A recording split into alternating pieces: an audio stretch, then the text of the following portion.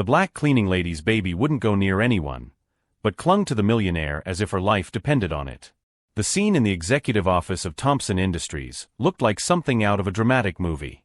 Keisha Washington, 22, held her 18-month-old daughter, Zoe, who was crying desperately in her arms, while 5 men in suits watched the intrusion with a mixture of shock and indignation. "How did this woman get past security with a child?" roared Derek Thompson, the company's CEO, banging his fist on the mahogany desk. "Call security now." Keisha had worked as a night cleaner in that building for 2 years, always invisible, always silent. No one knew her name, no one looked her in the eye. But on that Thursday night, at 11:30 p.m., she had made the riskiest decision of her life, to sneak Zoe into work. The nanny had cancelled at the last minute, citing a family emergency, the 3rd time that month. Keisha suspected that the woman simply didn't want to babysit a black child for $5 an hour anymore. But she needed that night shift. Her rent was 3 weeks late. "Sir, I can explain," Keisha began, her voice steady despite her trembling hands. "My babysitter cancelled, and I had no one to leave Zoe with. She'll be quiet, I promise." "Quiet?" Michael Thompson, Derek's son and vice president of the company, laughed cruelly. "That kid's been screaming for 5 minutes. Did you think you could turn our office into a daycare center?" What no one there knew was that Zoe had an irrational fear of strangers. Since she was little, she would hide in her mother's neck whenever someone approached. Doctors, neighbors, even her own babysitter, Zoe rejected everyone with screams and tears. It was a trait that deeply concerned Keisha. The girl seemed able to sense something in people that even adults didn't notice. A primitive intuition that made her retreat from anyone other than her mother. But then something inexplicable happened. James Thompson, Derek's younger brother, sat quietly in the corner of the room during that emergency meeting about financial fraud. At 35, he was the minority partner in the company, always overshadowed by his older, more aggressive brother. When Zoe finally stopped crying for a second and looked around the room with her dark, frightened eyes, her gaze met James's. And something magical happened. The baby stretched her little arms toward the unfamiliar man. "What the hell?" Michael muttered, watching his own niece reject her mother to go to her uncle, whom she had theoretically never seen before. Keisha was paralyzed. In 18 months of life, Zoe had never, ever voluntarily approached a stranger. And now she was practically throwing herself out of her mother's arms to reach that man in the suit. James instinctively stood up and picked up the child, who immediately stopped crying and nestled into his shoulder, as if she had finally found a safe place. "That's very strange," Derek commented, frowning. "Kids usually run away from James. He's no good with them." But there was something even stranger. When James held Zoe and she tugged lightly on his brown hair, he made such a genuine expression of surprise that the baby laughed. It was a high-pitched, joyful laugh, the same sound Keisha heard at home, but one Zoe had never made in the presence of strangers. And it was at that moment that Keisha noticed something that made her world stop. The crescent-shaped birthmark on the back of Zoe's neck was identical to a small scar James had in the exact same place, visible when he lowered his head to look at the child. "Mr. Thompson," Keisha said, her voice barely audible, "we need to talk."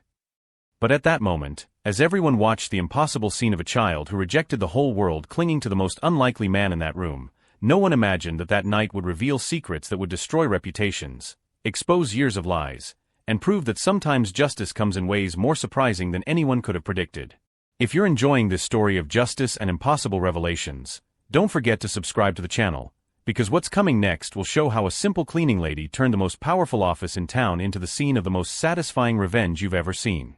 "Interesting," Derek Thompson said, watching his seemingly non-existent niece settle into James' lap as if it were the most natural place in the world. "Very interesting indeed." The silence that followed was charged with a tension Keisha knew well. It was the same silence that always preceded the worst storms in her life. She could feel the eyes of the 5 men in suits dissecting her, calculating, judging. "Dad," Michael whispered to Derek, "don't you think the situation is too strange to be a coincidence?" Derek leaned back in his leather chair, his fingers tapping rhythmically on the table. At 58, he hadn't built a business empire believing in coincidences. "Keisha, isn't it?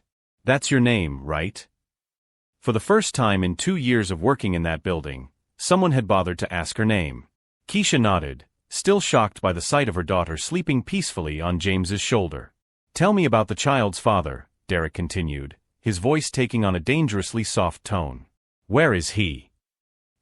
He's not part of our lives, Keisha replied, choosing her words carefully. The truth was much more complicated than she would like to admit. Michael laughed dryly. What a surprise. Let me guess, he disappeared when he found out about the pregnancy? Classic. Those words hit Keisha like a slap in the face. Michael had no idea he was describing exactly what had happened, but in a much crueler way than he could have imagined. What neither of them knew was that Keisha Washington wasn't just an ordinary cleaning lady. 2 years ago, she had been a business student at State University, a promising intern in the accounting department at Thompson Industries. A bright 20-year-old with a promising future ahead of her. Until she met James Thompson at a company party. He wasn't like his older brother. Where Derek was calculating and cold, James was kind and introverted. Where Michael was arrogant and loud, James was discreet and thoughtful. For a girl who had grown up in foster homes her entire life, never having known true love, James represented everything she had ever dreamed of finding. The romance lasted 3 months. 3 months of secret dates, late-night conversations, whispered promises of a future together. James said that the difference in social class between them didn't matter. That love would overcome any obstacle. Until the day Keisha found out she was pregnant. James, she had said that fall morning, her hands shaking as she showed him the positive pregnancy test. We're going to be parents. The expression on his face changed instantly, as if a mask had fallen away. The kind, caring man she knew disappeared, replaced by someone cold and distant she didn't recognize. This can't be happening, he had muttered, running his hands through his hair. My father will kill me. The company, the family reputation. James, we love each other. We'll figure something out. No, the word came out like a cut. This was a mistake. All of this was a mistake. And then came the cruelest part, you need to get rid of it. When Keisha refused, James simply disappeared. He blocked her number, avoided the places where they used to meet, and worst of all, he used his influence to get her fired from her internship due to budget cuts. Keisha had to drop out of college. With no money to pay her tuition and no job, she found herself forced to take whatever work she could find. The only job available was as a night cleaner at the same company where she had once been a respected intern. By irony of fate, or perhaps divine cruelty, she was assigned to clean the very floor where James worked. For 2 years, she had cleaned his office, emptied his trash, wiped his desk, always in the early hours of the morning when he wasn't there. Always invisible. Always silent. Always keeping her secret. But now, watching James hold Zoe with a tenderness she hadn't seen in 2 years, Keisha felt something beyond pain and anger. She felt an opportunity. Actually, she said, her voice gaining a firmness that surprised everyone in the room, there's something you need to know about Zoe's father. Derek leaned forward, interested. Oh really? And what would that be? Keisha looked directly at James, who finally recognized her. She saw the exact moment the memory came back. His eyes widened, his breathing quickened, and his hands instinctively tightened around Zoe, as if protecting the child from some danger. He works here, Keisha said simply. The silence that followed was deafening.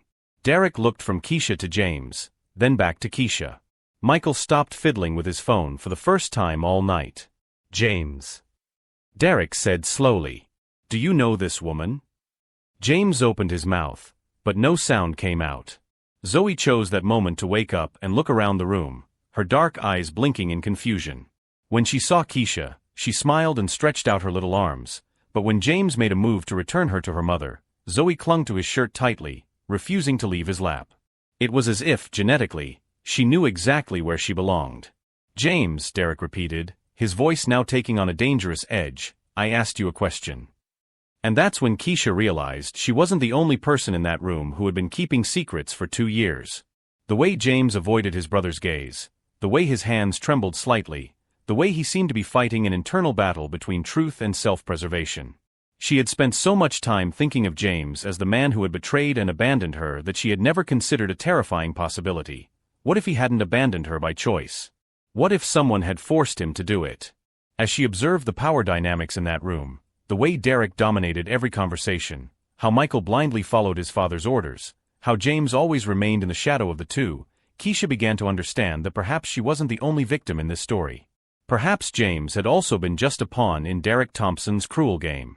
"I don't know what she's talking about," James finally managed to articulate, but his voice came out weak and unconvincing.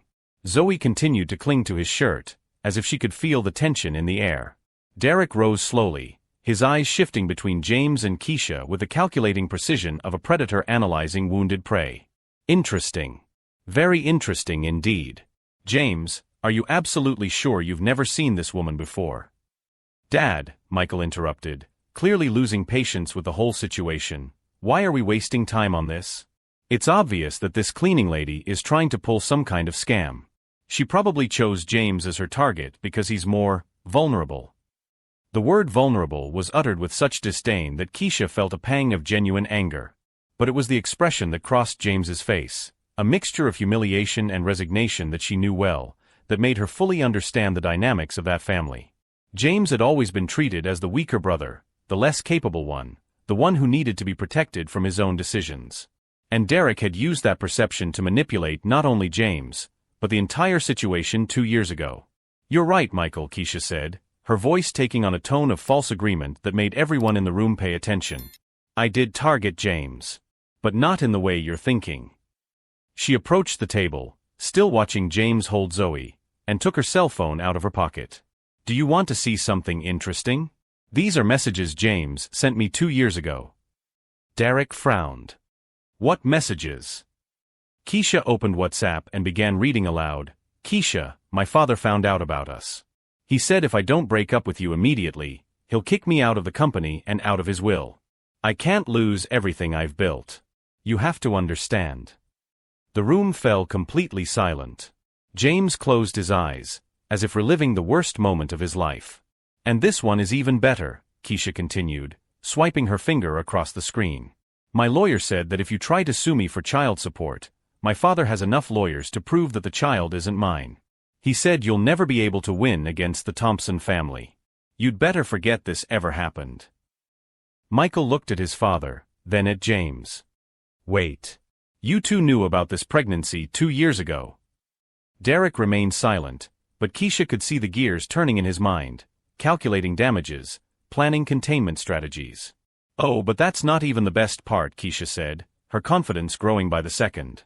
"The best part is this message here, sent by Derek Thompson himself from his corporate cell phone to James." She cleared her throat theatrically. "You're an idiot, James. Allowing this situation to get this far shows exactly why you'll never be able to lead this company. Fix this now or find another place to work. And don't give me any sentimental nonsense about love. Business is business." The expression on Derek's face changed instantly. The mask of surprise and genuine interest disappeared, replaced by the calculating coldness Keisha had observed during her 2 years cleaning those offices. "Where did you get this message?" Derek asked, his voice dangerously low. "James showed it to me at the time. He was desperate, trying to explain why he was abandoning me. He wanted me to understand that it wasn't his choice." Keisha looked directly at James. "You remember, don't you? You cried when you showed me that message. You said you felt like a coward." James nodded almost imperceptibly, his hands trembling slightly as he held Zoe. Michael was looking at his father with an expression of growing discomfort. "Dad, is this true? You knew James had a daughter and you didn't say anything." "Business is complicated, Michael," Derek replied coldly. "Sometimes difficult decisions have to be made to protect the family and the company." "Protect the family?" Keisha laughed bitterly. "You abandoned an innocent child to protect your reputation.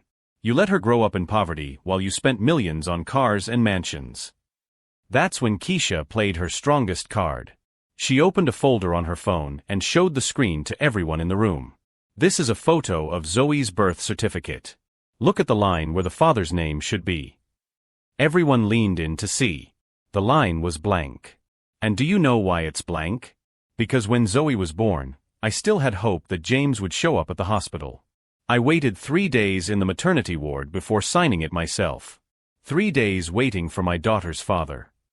The genuine emotion in her voice made even Derek flinch slightly. "But do you know what happened during those 3 days? James sent flowers. Anonymous flowers with a card that said, 'I'm sorry. I love her but I can't. I still have that card. James was crying silently now, tears streaming down his face as Zoe slept peacefully in his arms, oblivious to the emotional chaos around her. And you know what else I have? Keisha continued, her voice gaining strength with each word. I have 2 years' worth of emails that James sent to my work address. Yes, he found out where I worked, asking about Zoe. Wanting to know if she was okay, if she needed anything. Derek turned to James with fury in his eyes. You were corresponding with her? I just wanted to know if my daughter was okay, James whispered. And I have this too, Keisha said, pulling a folder of documents from her bag. Bank records showing anonymous transfers that appeared in my account whenever Zoe got sick or when I posted photos of her on social media looking sad or thin. She spread the statements on the table. $500 when she had pneumonia at 6 months. $300 when she broke her arm at 10 months. $1,000 on her first birthday. Michael picked up one of the statements and examined it. These transfers came from James's personal account. He was trying to take care of his daughter the best he could, Keisha explained. But always in secret, always afraid that Derek would find out. Derek was visibly furious now. James, you're even more pathetic than I imagined. Spending money on this situation, going against direct orders. This situation has a name, Keisha interrupted, her voice cutting like glass. Her name is Zoe Thompson. She's your granddaughter, Derek. And she's an innocent child who deserves to have a family. That child is not a Thompson, Derek growled. And she never will be. It was at that moment that the office door opened and a man in a suit walked in without knocking. Tall, black, with gray hair and a presence that commanded immediate respect. I'm sorry for the interruption, the man said, his deep voice echoing through the room. I'm Marcus Williams, from the law firm Williams & Associates. I'm here representing Ms. Keisha Washington. Derek turned to him in disbelief.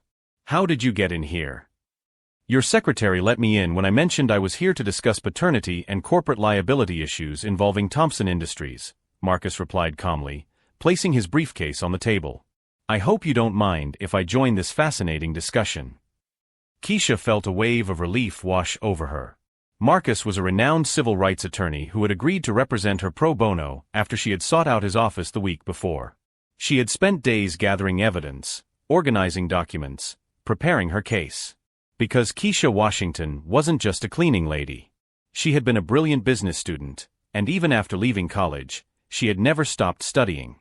For 2 years of cleaning offices, she had observed, learned, and most importantly, she had planned. Mr. Williams, Derek said, trying to regain control of the situation, I don't know what kind of misinformation you've been given, but... Actually, Marcus interrupted, opening his briefcase, the information I received is quite accurate. And very well documented. He looked at Keisha with approval. Miss Washington has been extremely thorough in her preparation. Marcus took a set of documents out of his briefcase.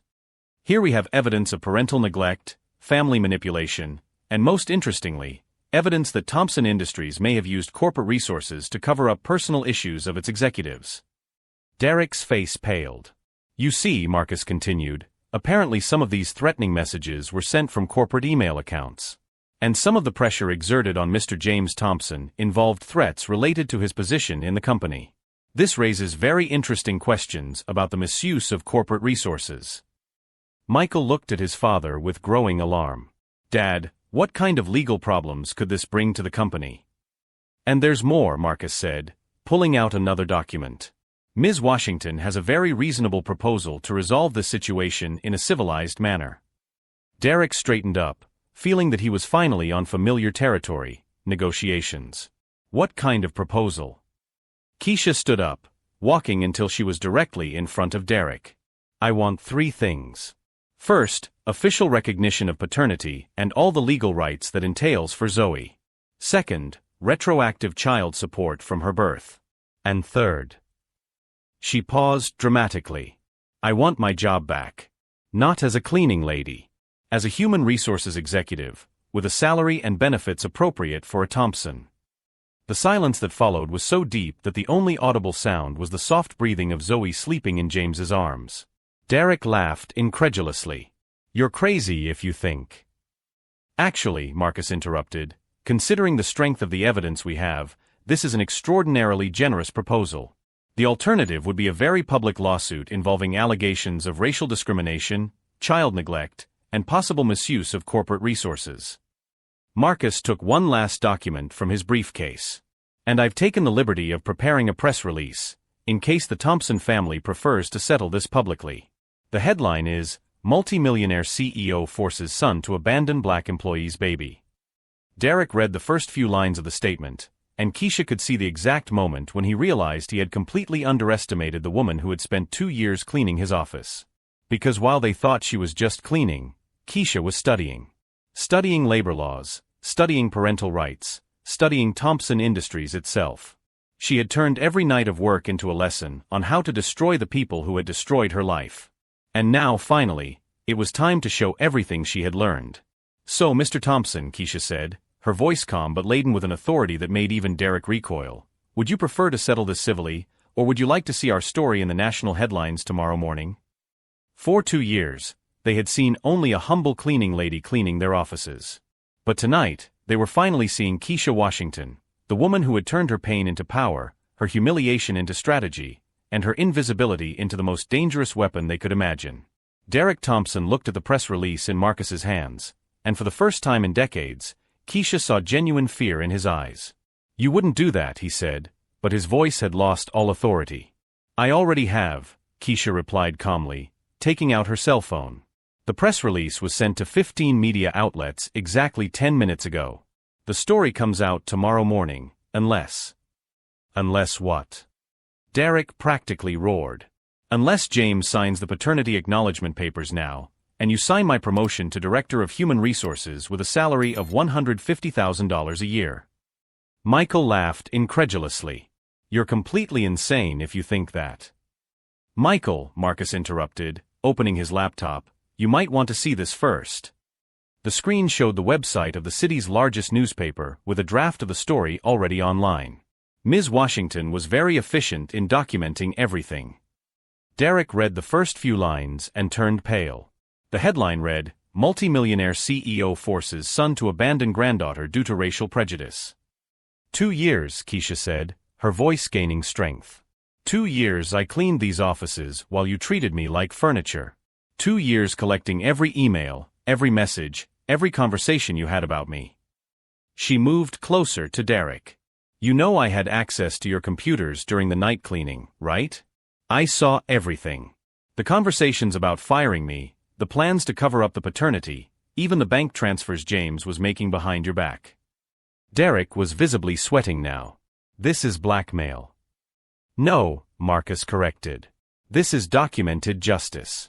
And considering that several of these actions may constitute labor and family crimes, Miss Washington is being extraordinarily generous. James, who had remained silent while holding Zoe, finally stood up. Enough, he said, his voice firm for the first time that night. Dad, this is over. I'm signing the acknowledgement of paternity right now. James, if you do that. What? Are you going to fire me? James laughed bitterly. I'll make it easy for you, Dad. I quit. And I'm taking half the clients with me. Derek realized he had completely lost control of the situation. The woman he had considered invisible had orchestrated his downfall with surgical precision. The documents, Keisha said simply. 30 minutes later, James had signed the acknowledgement of paternity, Derek had signed Keisha's promotion, and Marcus had cancelled the press release. One last thing, Keisha said, taking Zoe back from James's arms. I want you to know that I didn't do this for money or power. I did it because my daughter deserves to grow up knowing that her mother fought for her. Derek looked at the woman who had destroyed his world in a single night and realized he had underestimated not just a cleaning lady, but a brilliant strategist who had turned 2 years of humiliation into the most intelligent revenge plan he had ever seen. But was Keisha really satisfied with this victory, or was there a final piece to her game that even Marcus didn't know about? 6 months later, Keisha Washington sat in her new office on the 15th floor of Thompson Industries, now renamed Washington and Thompson Family Holdings, after James became the majority shareholder. Derek had been forced to retire for health reasons, after other employees began reporting years of workplace discrimination. Michael tried to take control, but found that without James's support, he had no real influence in the company. Mommy's working, Zoe babbled from her stroller next to Keisha's desk, playing with colorful blocks while her mother reviewed contracts. James appeared at the door, carrying 2 coffees. "How's our CEO today?" Over the past few months, they had slowly rebuilt not only the company but also their relationship. It wasn't romance, that had died 2 years ago. But they had found something better, a respectful partnership focused on Zoe and the justice they both sought. "Derek called again," James said, handing her the coffee. "He wants to visit his granddaughter." Keisha glanced at Zoe, who was laughing as she stacked blocks. Maybe when he learns that privilege isn't automatic inheritance. The transformation had been complete. The invisible cleaning lady now ran meetings where she had once cleaned tables. The woman who had been fired for being pregnant now decided maternity leave policies for other employees. But the real victory wasn't in the job title or the salary. It was in Zoe growing up in a world where her mother would never again be invisible, where her intelligence would be valued, where she would know that fighting for justice isn't revenge, it's dignity. Derek Thompson tried to destroy a young mother to protect his reputation. Today, he lives isolated in his empty mansion, while Keisha builds the future her daughter deserves. Because the best revenge isn't destroying your enemies, it's building a world where they become irrelevant. What about you? Have you ever turned injustice into opportunity? Share your story in the comments and subscribe to the channel for more stories that prove that true strength lies in turning pain into power, invisibility into influence, and prejudice into progress.